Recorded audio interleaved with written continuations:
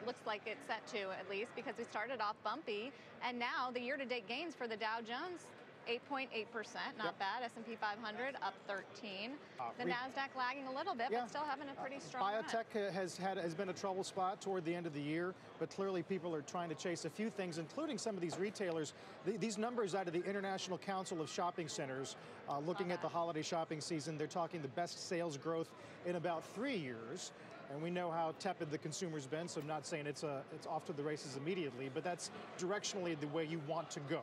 And a lot of that would be the last-minute shoppers, because we heard leading up from the weeks before hasn't been as strong. Remember, the National Retail Federation expects retail sales for the holiday season up 4.1%, which would pretty much be on par with the kind of growth we've seen in the past few years. Other than that, a lot of commentary out this morning. Marty Feldstein with a piece in the Journal, actually the Washington Post, arguing that it's time for the Fed to start reloading the chamber, just in case we have some trouble down the road. But there's the opening bell at the big board. The New Era Pinstripe Bowl being held at Yankee Stadium tomorrow. Weather should be pretty good. Penn State and Boston College facing off.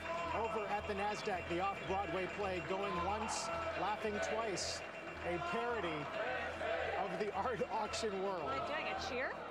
Randy Levine of the Yankees doing some of the honors here. That's always sure to get some of the traders fired up.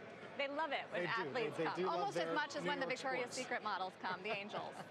Let's bring in Matt Cheslock of Virtue Financial, who joins us here at Post 9 Talks and Markets, even on a day where we know volume is light. What explains, first off, the action late in the day on Christmas Eve? Well, we saw a rapid fall off in the last 10 minutes. Well, I think there's a lot of people that aren't going to be here today and going into next week. There was a lot of gains to be taken, so it might be something as simple as that. Could be a rumor that sparks it, and with light trading volume and light trading floors, these markets can move pretty quickly. Right. Are you hearing that January is going to be payback for the incredible action in December? I haven't heard that at all. Actually, a lot of people are very positive. What's funny is around the Christmas tables this weekend, a lot of people were very positive, not talking about government for once, not talking about the political scene internationally.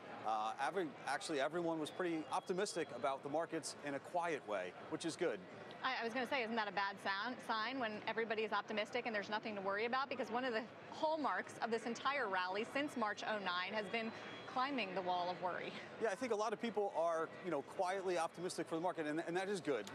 The less you talk about it, the better it is. And I think people are, we're spending money. I know my kids had a great Christmas, and if that's any sign of what retail is forecasted for, then we're in for